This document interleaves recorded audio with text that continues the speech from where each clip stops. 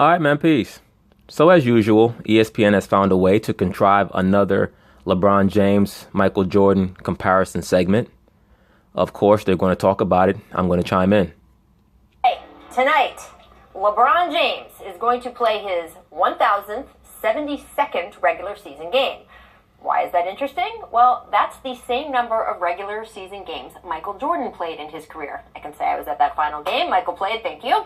Now, LeBron is just 32 years old. He's got a lot of years left, he says. MJ was 40 years old, but you have to remember, he spent 3 years in college. He left for nearly 2 full seasons to play baseball. He was at another 3 seasons before coming back to play with the Wizards. So that's even more reason why it's an equivalency to try to compare their 2 careers, because they had 2 totally different career paths and career arcs. And they played in 2 totally different eras and played in 2 totally different styles. I think that even LeBron, as much as he idolized Michael Jordan as a child, has realized that as he's gotten older. And, you know, when you get older and you grow into the fullness of your manhood, you start to see things from a different perspective. You don't look at people with awe anymore like you did when you were a child, because you understand how to get things accomplished. When you're a child, you look at adults and you see how they do things on an everyday basis, and there's a bit of awe there.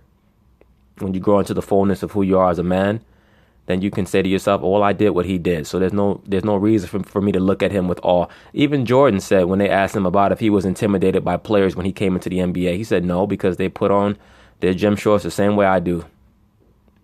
So, different career paths, but the influence from one of the greatest players of all time to another, undeniable. During last year's Eastern Conference Finals, this video is amazing. LeBron spoke candidly.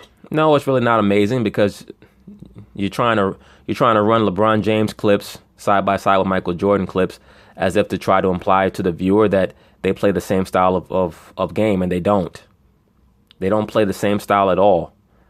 That's why it's so interesting to me whenever LeBron says that he patterned his game after Jordan, because he doesn't play like him at all. About how he patterned his game on MJ's all the way down to his socks. Take a listen. For my name to come up in a discussion with the greatest basketball player of all time, it was like wow. You seeing Michael Jordan, it's almost like a god. I think I fell in love with the game because of Mike. I wear the number because of Mike. I did pretty much everything that MJ did when I was a kid. I shot fadeaways before I should have. I wore a leg sleeve on my leg and folded it down so you saw the red part. I wore black and red shoes with white socks. I wore short shorts so you could see my undershorts underneath. I didn't go bald like Mike, but I'm getting there. Oh, nigga, please. You've been bald for the last 10 years. All right? You've been bald since you started using all them PEDs, allegedly. All right? Allegedly. But once again, his name was on the biogenesis ledger. I have to say that every time I make that statement, because I know somebody going to listen to the video for the first time and claim, why am I saying that? All right? LeBron James' name was on that biogenesis ledger. And he had a growth removed from his jawline back in 2009. Look it up. All right? But that's neither here nor there. I give LeBron James a lot of credit for really divesting a lot of authority over his own career path to Michael Jordan by saying that he looked up to Michael Jordan. That's very hard for a lot of grown men to do. So that makes me look at it and say that I wish that Michael Jordan had reached out to him when he first came into the league and, you know, been at least some type of a guru for him or Svengali for him to help him along. But I think that, you know, one of the main reasons why that never occurred was because LeBron James and him are 2 totally different eras. And while LeBron was a player, Michael was an owner. And you have tampering issues that are involved. And especially due to the fact that LeBron James is not dealing with Michael even in a business capacity. He's not a member of Brand Jordan. He's just signed with Nike. There would have been a conflict of interest for Michael to be speaking to him. Now, Kobe Bryant, Michael could reach out to Kobe and talk to Kobe because, you know, first off, they did play in the same era, even though Kobe was a youngster, but also they have a very similar mindset. They have a very similar style of play. And once again, the irony is that, as I've already stated, LeBron James talks about how he patterned his game after Jordan, even though he played nothing like Michael Jordan did. But Kobe Bryant will say he patterned his game after Magic, and he played nothing like Magic did. And Kobe did everything in his power to emulate Michael Jordan to the highest degree. So it's just interesting. But it'd be post-career, though. But other than that, I did everything Mike did. I even wore a wristband on my forearm. I did everything Mike did, man. No, you didn't. You didn't do everything Mike did because you didn't enter the dunk contest, so stop lying. Yeah, man. man. I wanted to be Mike. So for my name to come up in any discussion with Michael Jordan, it's like, so it's just a wow factor. I mean, it's always cool to hear guys talk about their basketball heroes. That's a great graph. It does show you how close they are in regards to productivity over the course of the same number of games. As we all know, those of us who pay attention, the differences between Michael Jordan and LeBron James are outside the numbers. But when you look at the numbers, like they say, numbers never lie. Well, numbers don't lie, but they can be used to skew the truth. I mean, when we truly investigate these numbers, and I always say this, I said this back from when I was young, the worst decision that Michael Jordan ever made was to come back and play with the Wizards. And the only reason why he did it, quiet as kept, was because he was promised by Abe Poland that he'd be able to buy the franchise if he came back and did that, and assisted them in, upping their profile.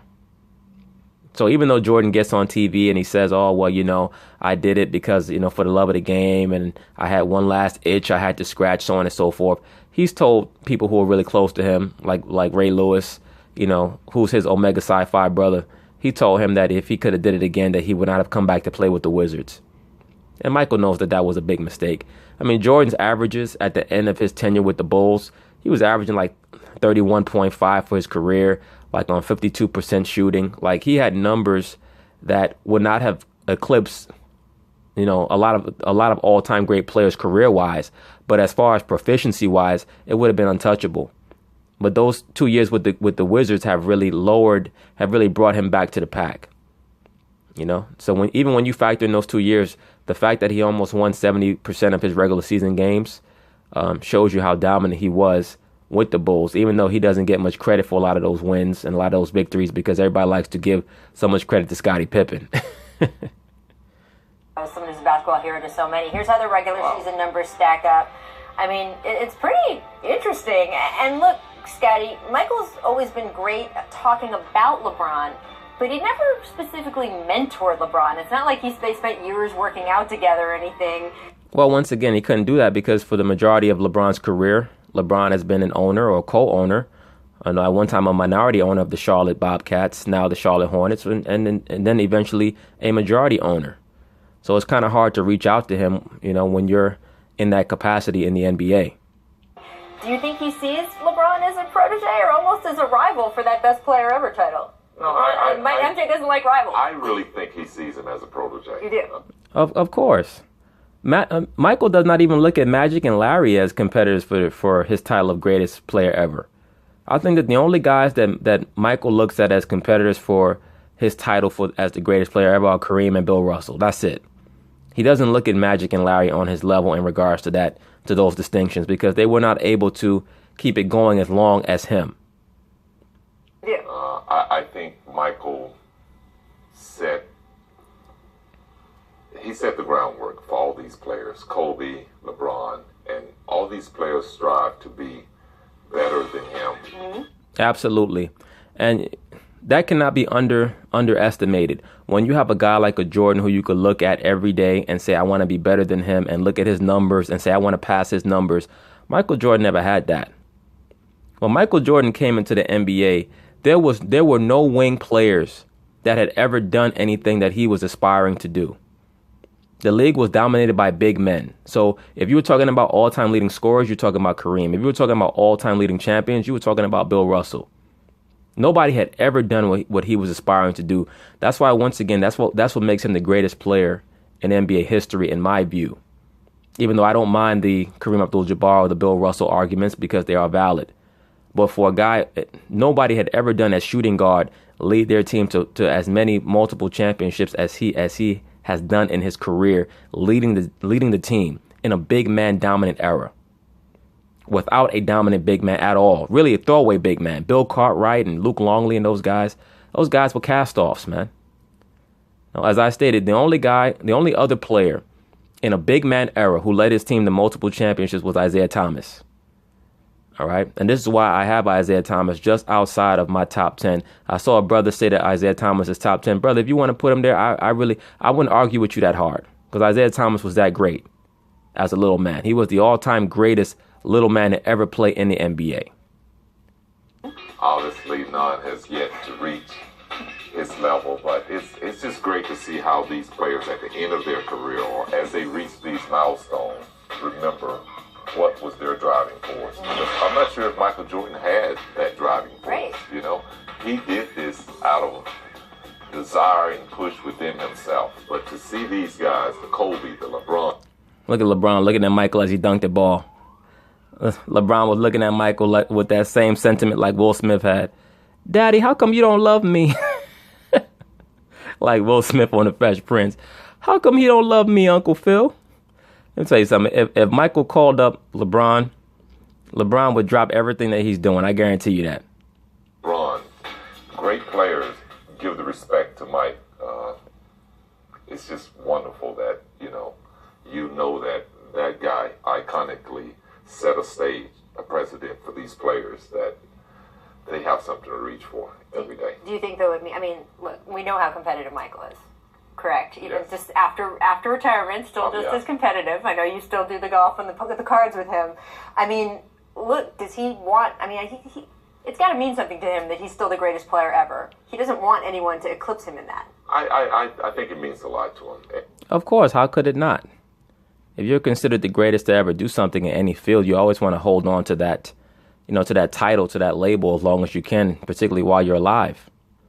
And I've already stated this. The Mount Rushmore of athletes is Michael Jordan, Muhammad Ali, Babe Ruth, and Jim Brown as far as American sports. And nobody's going to transcend or to overcome those athletes. You know why? Because if you notice what all four of those athletes have in common, none of them lead their respective leagues in any one category. None of them. If you were to look at Michael Jordan, Jim Brown, Babe Ruth, Muhammad Ali, none of them lead their respective sports in any stat. But what they do lead their respective sports in is esteem by the populace at large and also by the print media. So it's going to be very, very hard for any athletes to overcome the dominance and prestige that's been established by those four athletes. Very hard. I can see maybe, as I've stated, I can see maybe Tom Brady, if he can win one or two more championships, moving Jim Brown out the way, possibly. And I think the way that Michael did it, Michael didn't go for a long, extensive career like we see players in today's era. And he did it in a short period of time. He was very efficient. And extremely dominant. All right? Michael Jordan dominated his era. And the problem with LeBron James is that LeBron has dominated his era from the standpoint of being the best player, but he has not dominated in championships. And that's why the Golden State Warriors have thrown such a big monkey wrench into his legacy. Because if it wasn't for them, the league had pretty much set it up to where LeBron was supposed to win, 3 or 4 of the next 5 championships after he had come back home from Miami to Cleveland. He was supposed to get at least 3 to 4 more championships because they had pretty much set it up to help him get as much help as possible. But that's still, when Golden State came out of nowhere, that basically nullified the sentiment that they were trying to create for LeBron. Yeah. And he was motivated to be the best player. And, he did it. He did it. The fact that he was able to win championships and take some time off and come back and do it again. I don't think any of these players will ever be able to duplicate what he's done, but it's great to see that these players are paying him his respect. The truth. No, there's not going to be anybody who's going to win 6 out of 6 championships. The player movement in the league is too much now. It's going to be too difficult to maintain championship teams for that length, that time period. And then also, the Bulls had a completely different roster from the first championship team to the second championship three-peat team, other than Michael and Scottie. So even back then, there was a huge turnover, but Jordan, showing his greatness, was able to win with a totally different cast of guys other than Pippen.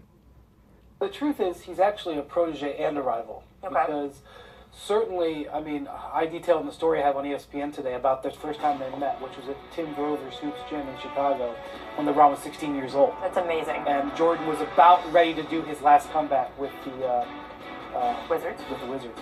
But LeBron has talked about how he wishes they were actually closer. That one of the reasons why they're not is that Michael is the owner of a team that's a rival of it. Ding. I've already stated that. That's obvious. I believe that Michael would like to speak with LeBron Michael has always shown himself to be relatively open and engaging with other professional athletes. I'm sure that he has a great deal of respect for LeBron and what LeBron has accomplished. I do think that Michael most likely believes that something is rotten in Denmark in regards to LeBron's physique, but that's neither here nor there. It is what it is. Who knows? There may have been performance-enhancing drug use going way back in professional sports, even back into the 90s. So who the hell knows what's really going on in the sports world.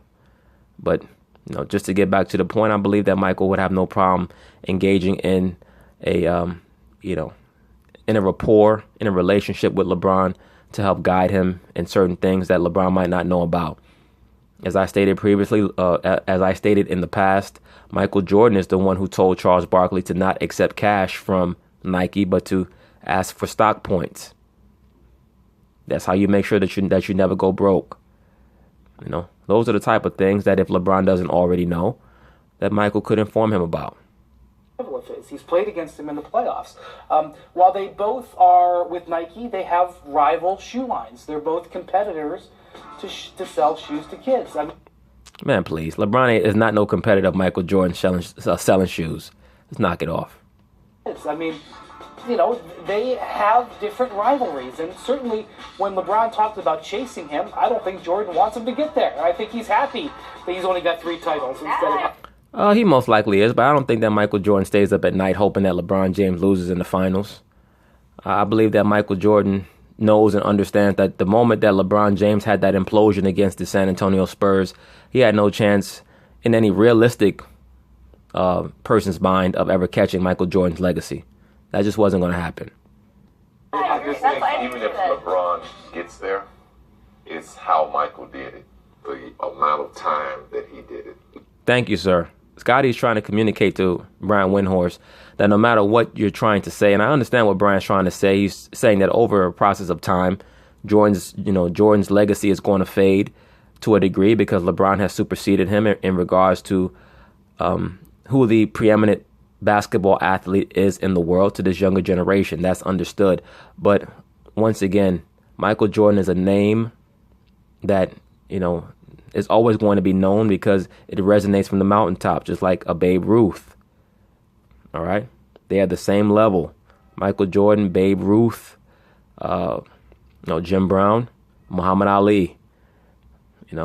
Especially Ali, Babe Ruth, and Michael Jordan. Those names everybody knows. Babe Ruth retired from baseball, back in the 1940s. And people still know who he is. LeBron is going to have to do a few more years in this game. LeBron's not going to catch him. He's not going to get 6 titles, and he's certainly not going to get it in that amount of time. He's never going to be able to be known as the greatest player in the game. Thank you, sir. Thank you, Scotty. Over Michael Jordan, no matter what he does going forward. Michael set that stage in the 90s, and it's going to last forever. That said, I will say that when LeBron came into the league, Did you see LeBron's look when Michael hugged Dwayne Wade? He just shook his hand. Let me rewind it back. League in the 90s. Now look, Michael gave LeBron a pound. Watch LeBron's look on his face when he sees Dwayne Wade come up and hug Michael. And it's going to last forever. That said, I will say that when LeBron looked back like, Daddy, how come you didn't hug me? When LeBron came into the league, he followed in the footsteps of Jordan. And now players who are coming into this league now, these rookies, they're following in the footsteps of LeBron. And he will extend on beyond his career that way. And it's not a direct line. What I think is interesting about LeBron James is that, yes, he will be compared somewhat in terms of did you win 6 rings and kind of in that same column as Michael Jordan. But he's made a little bit of his own column, too. Yes. Winning the title for Cleveland, bringing back the first pro sports title there in more than 50 years. Yes, and Jordan was also the guy who won the first NBA championship for the Bulls, too. People seem to neglect that for some reason. They make such a huge deal about LeBron bring a championship to Cleveland. Well, Jordan won the first NBA championship for the Chicago Bulls. And also the social activism. He's taken a huge leadership role in that part of being an athlete and really... Once again, activist equals loudmouth. Activist equals theatricality. Activist equals look at me, put me on camera. Once again, have we caught the person who sprayed nigger on LeBron James's front gate yet? Have we caught that person yet? Please, and I stated this in the past. The key letters in the term activist is act. All right. He led the NBA in doing that in a way that Michael was not doing. I said a few years back, and I took a lot of flack for it, that LeBron James, at the end of his career, statistically, will be better than Michael Jordan. But he will never be able to do or say that he's greater than the best guy. But Scotty, you said a little bit more than that. You said that LeBron was a better player than Michael, okay? You said that he got his teammates involved more than Michael does. That's why you took flack. It wasn't just about you saying that he was going to surpass Michael statistically, okay? All right, so now let's see what Stephen A. and Max Kellerman have to say about this issue with LeBron James and Michael Jordan. Tonight, LeBron James will play in his 1,072nd career NBA regular season game time. Michael Jordan for regular season games played. Jordan was 40 at the end of his career. James is 7 years younger. Talk about minutes. Brian Windhorst has an article on ESPN.com today that says LeBron James is who today's young players look up to, not Michael Jordan, citing... Well, look, I mean, this once again is just another contrivance, another attempt to piece together the Michael Jordan versus LeBron James faux rivalry. Of course, the young players are going to look up to LeBron James. They're all 19 years old. They didn't even see Michael play with the Bulls. I mean, they probably didn't even see him play with the Wizards. I mean, Michael retired back in 2003. We're talking about 14 years ago. A lot of the guys coming into the league today were 5 and 6 years old when Michael retired from the Wizards. I mean, when we talking about when he retired from the Bulls back in '98, a lot of these guys were not even born yet or just born. Citing players like Lonzo Ball, who say LeBron was their favorite while growing up. Stephen A., do you agree? Well, I agree from the perspective if you're talking about business, because LeBron James has transcended. Michael Jordan has as well, but he didn't necessarily pull dudes up and show them how it's done. LeBron James is not only a business. That's not accurate. As I've already stated, he did so with Charles Barkley. As a matter of fact, Michael has helped a lot of guys who ended up getting signed with Nike. So that is erroneous. But, you know, that's part of the narrative on Jordan. But from a certain perspective, I understand where Stephen A. is coming from when if you want to talk about LeBron James's homeboys who he has assisted in placing in strategic positions to help them out, you know, in their business endeavors. Businessman extraordinaire, but he has shown others the way and has enlightened them about expanding their horizons beyond the court of play. But if you're talking about just being a competitor and a winner, LeBron James ain't on the same level as Michael Jordan. Thank you, sir. I don't care what anybody says. He learned to have a killer instinct. Michael Jordan had it from day one. Not to mention the fact that LeBron James has religiously relied on others to close for him. Absolutely. Whereas Michael Jordan did that himself. Those kind of things are the things that I point to say that there's a different level when it comes to Michael Jordan. But LeBron James is great, and he's a phenomenal businessman and role model for any aspiring athlete out there or any athlete that's currently in existence. And, you know, the thing is that LeBron James is definitely a great businessman in regards to the multitude of things that he has his hands in. But Jordan makes so much money just with brand Jordan. Like, he makes so much money. I mean, that brand Jordan enterprise has made him a billionaire. With all the things that LeBron is doing, he still is not approaching a billionaire status. So sometimes it's not how many businesses you have, it's how successful the business that you have is. There's no one on Jordan's level, but I think here you missed the point, Stephen A. It's not that LeBron is the finisher, the closer that Michael Jordan is, but even the fact that you focus on closing speaks to Jordan's legacy. In other words, after Jordan, Harold Bloom writes about, this critic writes about Shakespeare and talks about the anxiety of influence. After Shakespeare, all writers are living under his shadow and being compared to him. That was Michael Jordan. Agreed. That's why, as I've stated, Michael Jordan has created, the persona of Michael Jordan, the ghost of Michael Jordan, as even LeBron James put it, is even greater than the person himself. Much like, as Max Kellerman put it, Shakespeare. That's why you have the term Shakespearean. You also have the term Jordan-esque. You know, when you start to have those type of suffixes applied to your name, that means that you have created a whole movement behind your accomplishments. Even Kobe Kobe Bryant, like Vince Carter, Tracy McGrady, all those guys. Kevin Garnett faced the basket. Why? Everyone wanted to be like Mike. Even Kobe Bryant, who got close, was basically doing his best Michael Jordan. That's all he was doing, was his best Michael Jordan impersonation. Like, come on. There wasn't one move that Kobe did that was his own move. Every last move was Jordan's moves. LeBron was the first super great player to come along who wasn't a center, who did a new thing. Yes, he wears 23. Yes, there's some Jordan in his game, but he kind of combined Jordan and Magic, and he... No, sir. First off, LeBron was not the first great player to come along who wasn't a center. All right? That's just erroneous and silly. But, I mean, if we just want to take it there, LeBron, as I've already stated, has nothing in common with Jordan or Magic's game. LeBron is nowhere near the passer that Magic was. And he's nowhere near the scorer that Michael Jordan was. He is a great scorer because of his overall size and the skill level that he possesses for his body type. As I've stated, he's like a combination of Scottie Pippen and Karl Malone. And he did a new thing. He was an original, and therefore, in certain ways, escaped the anxiety of influence. And if Jordan is the greatest modern player of all time...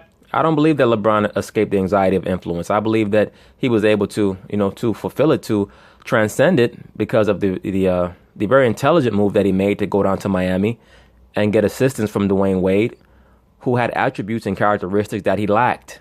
That being an ability to come through in the clutch and make clutch shots, and also to assemble such an overwhelming amount of talent on one team with the Miami Heat that they almost won by default. Like, they really had no business losing to the Dallas Mavericks, So LeBron James was very intelligent to do that, because I think that he understood, even Steven, that he did not have the intangibles to win a championship. Then LeBron James is the first postmodern NBA player.